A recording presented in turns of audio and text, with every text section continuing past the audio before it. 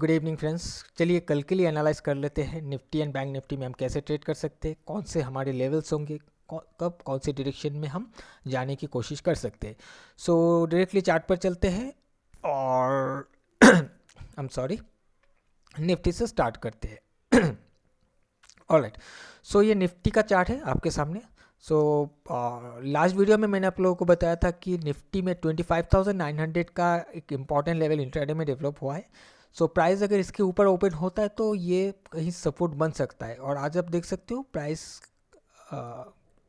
एक minute sorry, price opening जो है इसके ऊपर हुआ और पहले ही कैंडल में इसको जैसे ही हिट किया यहाँ से प्राइस में एक बाउंस हमें देखने के लिए मिला। बहुत ज़्यादा मूव नहीं आया, प्राइस फिर से गिर गया। गिरने के बाद 25,900 के आसपास आया। आने के बाद फिर जाकर इसने 26,000 को हिट किया, जो कि कल हमने डिस्कस कर रहे थे, और आज का क्लोजिंग कहीं यहाँ पर हुआ है। अब हम कल के लिए अगर देखें तो आज के दिन एक इम्पॉर्टेंट लेवल डेवलप हुआ है, जो कि 25,956 से लेकर 25,930 का ये इंटरडे में ये लेवल निकला है। सो इसका जो क्लोजिंग है आज, ये रेंज बाउंड है। अगर हम इस रेंज के हिसाब से बात करें तो रेंज बाउंड है। सो कल का अगर ओपनिंग इसके ऊपर है और मान लेते कि या रेंज बाउंड ओपन हो, और लेकिन प्राइस सबसे पहले इसके बाहर जाता है, प्राइस के ओपन होकर इसके बाहर जाता है, इसका ओपनिंग ही बाहर हो, कोई भी कंडीशन हो, और इसके ऊपर या इसके रेंज के अंदर आकर ये सपोर्ट लेकर घूमने की कोशिश करता है, तो फिर कल फिर से यहाँ से फिर 26,000 की ओर जाने की कोशिश कर सकता है। लेकिन ध्यान रखिएगा, इस रेंज के ऊपर जाकर प्राइस फिर यहाँ पर सपोर्ट फॉर्म करना चाहिए, और अगर इसको गिरना होगा तो इसका जो ओपनिंग है यहाँ नीचे आना चाहिए, या फिर रेंज के अंदर ओपन होने के बावजूद प्राइस को गिर जाना चाहिए नीचे। अगर प्राइस इसके बाहर आ जाता है 25,930 के बाहर, और इसके नीचे अगर रेजिस्टेंस बनता है, तो प्राइस में हमें एक रिट्रेसमेंट देखने के लिए मिल सकता है। और ये 25,900 का जो लेवल है ये भी ब्रेक हो सकता है, क्योंकि ये इंट्राडे का लेवल था जो आज ऑलरेडी इसने एक बार हिट करके ऊपर चला गया, तो इसका भी इंपॉर्टेंस कुछ खास रहेगा नहीं। सो ये भी ब्रेक हो सकता है। सो सिंपल सा प्लान रहेगा, 25,956 से लेकर 25,930 का एक रेंज है। इस रेंज के ऊपर से हम बाय का प्लान कर सकते हैं और इसके नीचे से हम शॉर्ट का प्लान कर सकते हैं। ओके, अब हम बैंक निफ्टी को देख लेते हैं।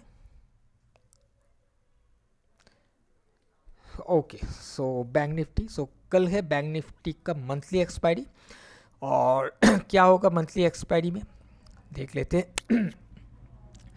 चलिए, सो कल का जो हमारा प्लानिंग था 54,000 के ऊपर अगर प्राइस ओपन होकर सस्टेन करता है, सपोर्ट लेता है, तो हमें बाई साइड का एक रैली देखने के लिए मिल सकता है। सो आप देख सकते हो प्राइस ओपन होने के बाद इसको हिट करके प्राइस यहीं से बाउंस हुआ। हालांकि बहुत बड़ा मूवमेंट हुआ नहीं, कल का जो भी यहाँ पर हाई बना हुआ था इसको भी ब्रेक नहीं कर पाया आज प्राइस। वहाँ से फिर प्राइस में हमें डाउन साइड का मूवमेंट देखने के लिए मिला। फिर 54,000 के नीचे आकर फिर घूमकर इसी एरिया पर जहाँ पर मॉर्निंग में एक हाई बनाया था, इस एरिया के आसपास जाकर फिर इसने रेजिस्टेंस लेके नीचे आकर क्लोज हो गया 54,000 के। राइट, सो अब कल का अगर ओपनिंग 54,000 के नीचे होता है, या फिर प्राइस इस यहाँ ओपन होने के बाद भी प्राइस गिर के नीचे आके इसके नीचे ही ये रेजिस्टेंस बना लेता है, यहाँ पर ये गिरने की कोशिश करता है, 54,000 के नीचे ही कंफर्मेशन देता है, तो हम शॉर्ट साइड का प्लान कर सकते हैं। और अगर ये 54,000 के ऊपर प्राइस सस्टेन करता है, अगर ओपन यहाँ होता है इसके ऊपर सस्टेन करता है, तो फिर से ये एक बार कोशिश कर सकता है इस लेवल तक जाने के लिए। राइट, सो यहाँ देखिए, यहाँ से लेकर यहाँ तक का बहुत बड़ा पॉइंट नहीं है, 145 पॉइंट का डिस्टेंस है, तो यहाँ से यहाँ तक प्लान करना कुछ सही नहीं होगा, कुछ खास पॉइंट मिलेगा नहीं। हाँ, अगर एक दो कैंडल में स्पाइक आ जाता है तो प्रीमियम में भी स्पाइक एक देखने के लिए मिल जाएगा, बट अगर हम कैलकुलेट करें तो ये 145 पॉइंट का ही एरिया है। और अगर इस लेवल को ब्रेक कर देता है 154 के ऊपर, अगर सिमलेसली ब्रेक करके ऊपर क्लोज हो जाता है, वॉल्यूम वगैरह बढ़ाकर स्ट्रॉन्ग कैंडल बन जाता है, तो हो सकता है एक शॉर्ट कवरिंग हमें देखने के लिए मिले।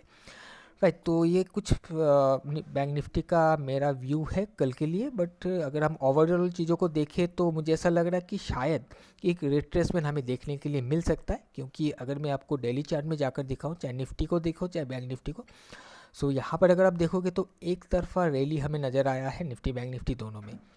सो कोई भी स्क्रिप्ट हो, स्टॉक हो, इंडेक्स हो, कॉमोडिटी कुछ भी हो, वो ऐसे स्ट्रीमलेसली ऊपर ऐसे नहीं जा सकता, राइट, ऐसे नहीं जाता, वो कुछ ऐसे करके ही इसको जाना चाहिए। प्राइस ऊपर जाएगा, थोड़ा रिट्रेस करेगा, फिर ऊपर जाएगा, सो इसको भी रिट्रेस करना चाहिए। और अब 54,000 पर जाकर इसने रुका है। अगर आप देखो कि यहाँ पर ये हायर है बनाते हुए जा रहा था आज भी, हालांकि हाई लो का ही फॉर्म स्ट्रक्चर बनाया हुआ है, बट ऐसा लग रहा है कि यहाँ पर थोड़ा सा रुकने की कोशिश कर रहा है और इसको भी रिट्रेस करना चाहिए। रिट्रेस कहाँ तक करेगा वो नहीं मालूम, हो सकता है कि यहाँ से रिट्रेस करके 53,000 तक आए सबसे पहले, फिर यहाँ से ये घूमने की कोशिश करे। जब रिट्रेस करके आएगा तो इसको एक स्ट्रेंथ मिलेगा कि नया एक हाई बनाए। एक तरफा जब ऊपर चलता रहेगा प्राइस धीरे धीरे वीक होता रहता है, राइट, तो उसके बाद ही प्राइस गिरने की कोशिश करता है। तो यहाँ पर भी कुछ ऐसा लग रहा है कि शायद अभी ये रिट्रेस करने की कोशिश करेगा।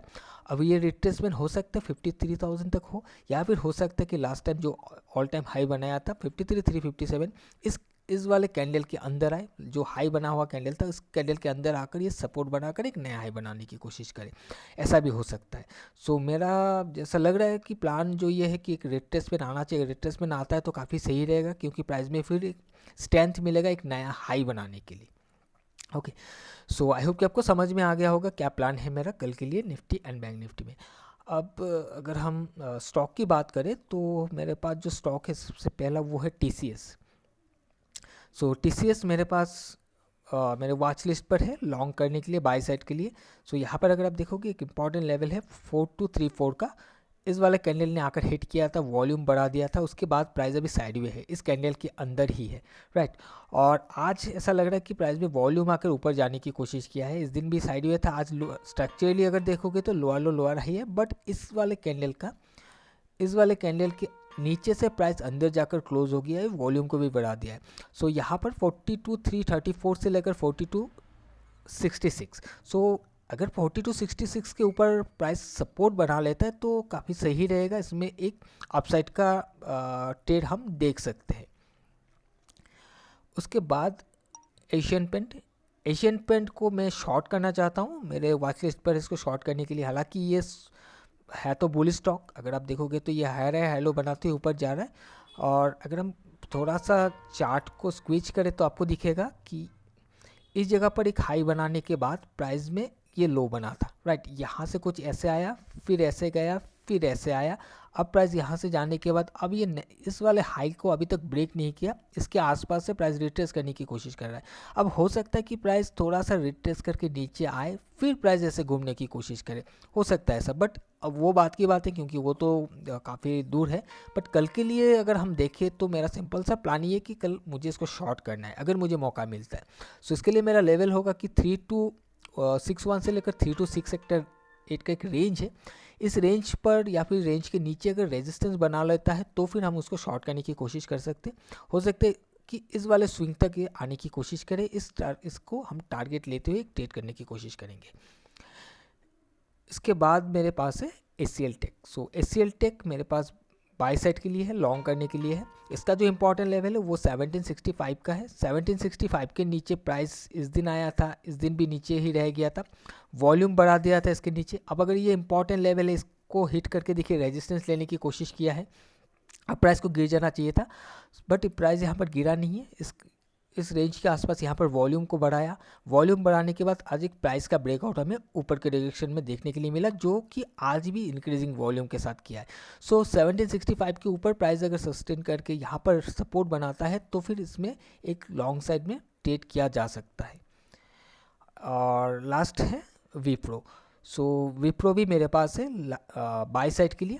इसका जो इम्पोर्टेंट सपोर्ट है वो है 532 का। 532 को अगर लेवल को देखोगे तो प्राइस इस दिन इसको हिट किया, हिट करने के बाद नेक्स्ट डे इसके ऊपर ही रह गया, उसके बाद ये ऊपर ही रह गया। आज भी जैसे इसको हिट कर रहा है प्राइस ऊपर बाउंस कर रहा है और आज इसने वॉल्यूम को भी बढ़ा दिया है। सो प्राइस कल एक हायर है लो बन सकता है शायद। सो 536 से लेकर 532 का एक रेंज है, अगर 532 के ऊपर प्राइस सस्टेन कर जाता है तो काफ़ी सही रहेगा उसको एक लॉन्ग साइड में ट्रेड करने के लिए। ओके, सो ये 2-4 स्टॉक है मेरे पास मेरे वॉच लिस्ट में कल के दिन के लिए। अगर कोई स्टॉक मुझे कंफर्मेशन देता है, कंफर्म करता है, तो मैं वहाँ पर ट्रेड बनाने की कोशिश करूँगा। आप अपने हिसाब से भी एक बार एनालाइज कर लीजिएगा, कोई रिकमेंडेशन नहीं है बाय और सेल का। मेरा जो भी वॉच लिस्ट है मैं आप लोगों के साथ शेयर किया है, क्यों मैंने सिलेक्ट किया है मैंने वो भी आपको बता दिया है just for educational purpose.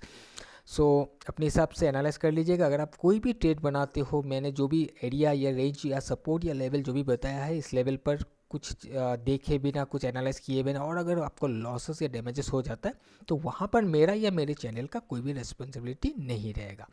Okay, so guys थोड़ा सा खुद का भी रिसर्च एंड एनालिसिस जरूर से कीजिएगा। ओके, तो फ्रेंड्स आज के लिए इतना ही। हम मिलेंगे किसी और एक नए वीडियो में। Till then bye bye and safe trading.